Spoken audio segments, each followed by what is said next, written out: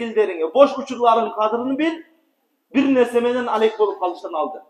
Boş учуруңдун кадырын билүү эмне менен? Албетте, алдыңкы жумаларда айттык, илим алуу менен болот туугандар. İbadat кылуу менен болот, Кур'ан окуу менен болот. А бизде boş учурубуздун кадырыны азыр жаштар эмне менен билет? PUBG, же бир ошого окшогон бир игралар менен билет, boş учурунун кадырын. Бул убактыңды текке кетирүү. Айрыкча мына ошол игра ойногон жаштарга айта турган насыйхатыбыз ушул. Ошол чыгарган еврейлер, ошол играларды чыгарган еврейлер өздөрү айтат экен. Бул телефондогу оюндардын бардыгыны адамдардын эң төмөн даражадагылары гана ойнойт дейт. Не үчүн? Себеп анын убактын кетириш үчүн чыгарылган нерсе. Өмүрү текке кетсин үчүн чыгарылган нерсе ал нерселер. Анан сен өмүрүңдү ошону менен кээ бир адамдар бар, түнү менен ойноп чыгат экен. Катынына ажыраткан убакты жок, аялы арызданат ого буга. Менин күйөөм ушундай түнү менен мага да көңүл урбайт, ошол PUBG менен ойноп чыгат деп. Каяка барып атабыз Мухаммад алейхисаламдын үммөтү?